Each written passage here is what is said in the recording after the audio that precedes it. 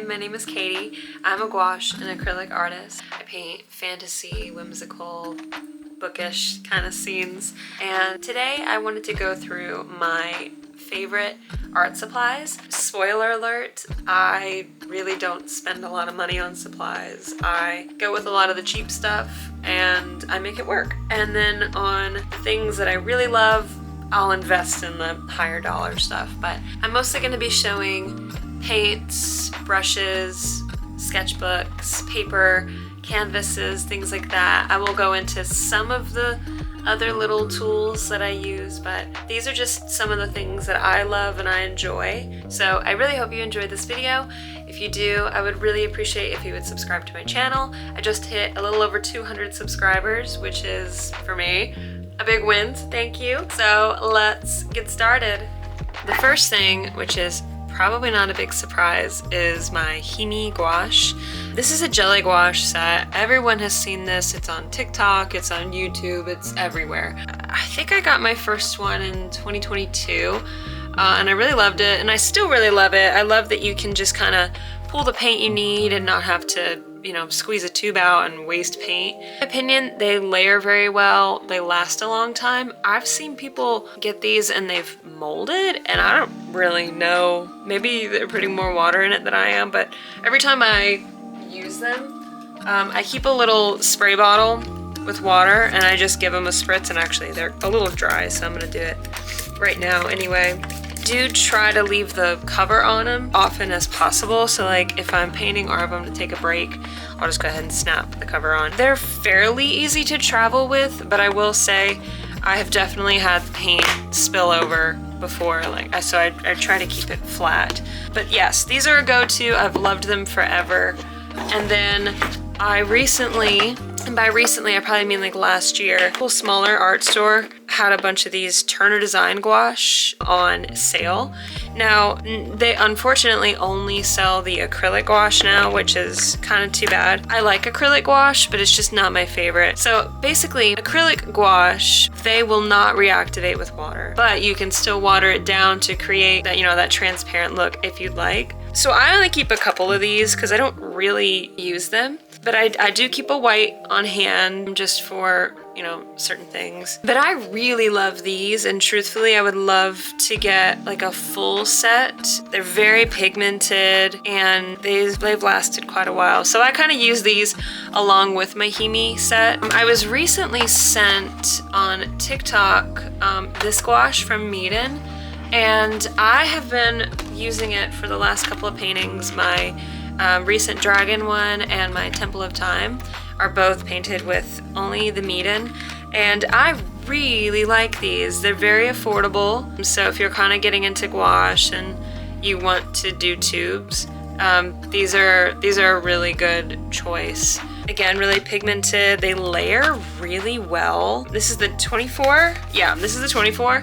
I think they have a 72 for a tube set. These are really good. I will show some watercolor. I don't really paint with watercolor anymore, just because I paint with gouache, but I got these again from my local art store, but I like them. Sometimes I'll use them just for like a light wash before a gouache painting. I also have like a travel set of watercolors that's just like in a tin, and that's nice for on the go. And I also have this little tin of metallic watercolors. Used these, mostly the gold obviously, for like embellishing and things like that. So moving on to acrylics, I use a lot of Master's Touch. I shop at Hobby Lobby the most for my art supplies. I think all of my acrylic paint is Master's Touch. Yeah, I don't use anything fancy with my acrylics.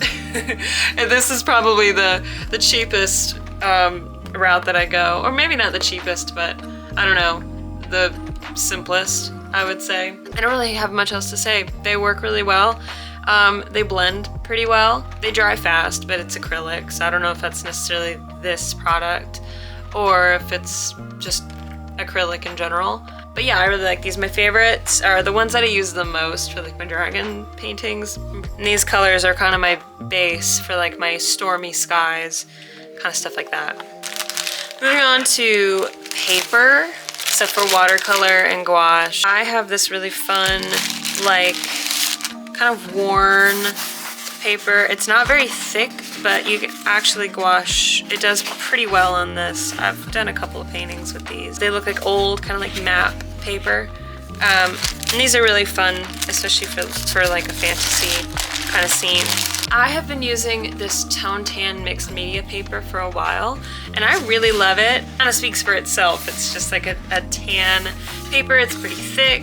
It holds gouache well. It's, you know, thinner than regular watercolor paper, but sometimes I like to use this literally just so I don't have to do an underpainting. And then for regular watercolor, again, Master's Touch. I kind of switch between like a cold press and a hot press. Lately I've been really liking the hot press. Hot press is basically smooth, very little texture, easier to just kind of glide the paint on. Whereas cold press, which again, I do like, but it's a lot more textured. It's just a rougher kind of look. And again, it's personal preference. There's really no right or wrong option. These are some of my favorites.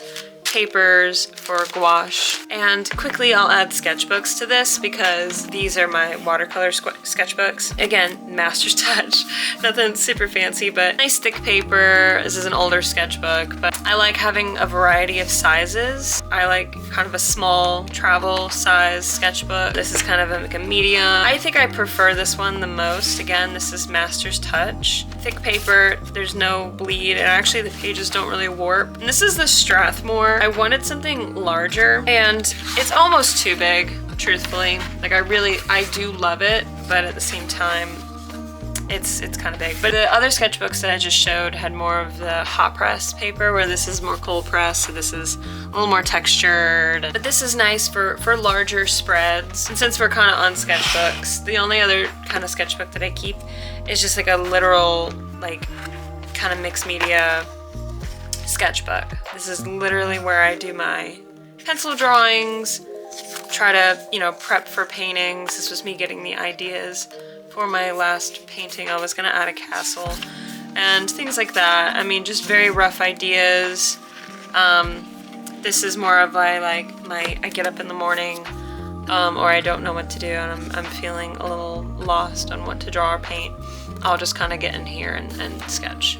When it comes to canvases, I definitely have a variety. So I really like these gesso boards. They are, as you can, it's basically a piece of wood that's already gessoed. I also really like these thin panel canvases. And again, these are all Master's Touch. This is a watercolor canvas panel. Now, truthfully, I will still use this for acrylic. It's a little smoother, so paint glides a little bit better on these. And I'm gonna use this painting just as an example, but I also really love, again, Master's Touch. These arched canvases, these are some of my favorite. I can't really show the whole thing, but they're about 1 inch thick. I really like how these are stretched. The texture is really nice. I feel like the paint, you can kind of see, I feel like the paint soaks in very well on these. Moving on to things I don't use as much, but I really love. I wanted to try oil pastels recently, and I got a really simple, again, Master's Touch set, and it was fine. But Meeden also sent me these, and I really love how they glide. They're very smooth and a lot easier to blend. These are beautiful to work with. And I plan on doing more oil pastel paintings soon, but I'll definitely be using these versus the other ones. Colored pencils. I have these Castle Arts colored pencils. I really use these mostly to go over gouache, just for detailing and things like that. I love these. I think they're great. As far as brushes go, most of them are Master's Touch. My brushes are kind of all over the place, but you know, sometimes I'll get the packs from, again, from Hobby Lobby. But this is one of my favorites. Master's Touch, number 4, round. I really love round brushes. I'm really good at ruining brushes. You know, it should look more like that. But I leave them in the water too long. But I don't use a lot. Like, these are my kind of go-to. I use, you know, these kind of flat brushes to kind of lay down color. And then, you know, I usually use something like this to fill in most of the color and even some of the details. And then again, I have smaller detail brushes, but some of them are Himi brushes. Like this came with my original Himi set. I've spent more money on better brushes before. Every now and then I'll go to my art store and I'll spend a little more money on something. And then I just use an old mason jar. This has been my like paint jar for gouache for like 3 or 4 years. For acrylics, I have so many brushes. I don't know where they all came from, but I will say some of my favorites are from Artify, and these have just lasted a good while. I will say with acrylic, I find myself using more of these angled brushes or flat brushes as opposed to round. I don't really have much to say about my acrylic brushes because it's kind of chaotic. But as far as the brand goes, Artify is one of my favorites. They sent me those last year and I've really loved them. Other than that, you can guess, a lot of them are Master's Touch. And then finally, just some tools and some extra things that I use for my paintings. I love this Gamvar gloss. This is like a varnish that I'll put on top of my paintings. It really brings the paintings back to life, brings the colors back out. It helps to not dry it out. I've also used this Liquitex matte varnish. It really just depends on the painting, but I will use this every now and then, and I do like it, but I definitely like the Gamvar better. Washi tape is a big for me. Regular masking tape, I usually get like the Scotch brand or Scott. I don't know, it's one of those. But I'll use this to border out my paintings. These little clips, I use them to kind of keep my sketchbook open if I'm like outside, or really just anytime I use it and I'm painting within my sketchbook. I'll use these to kind of hold my sketchbook open. I hope you enjoyed this video. I know it was a little different, but I thought it was kind of fun to go through some of my supplies. I would love to hear your thoughts on videos you'd like to see from me in the future. I just started YouTube this year, so I'm still just kind of figuring out what kind of videos that I'm making, so I would love to hear more from you on what you'd like to see from me. Thank you so much for watching, and I will see you in the next one. Bye!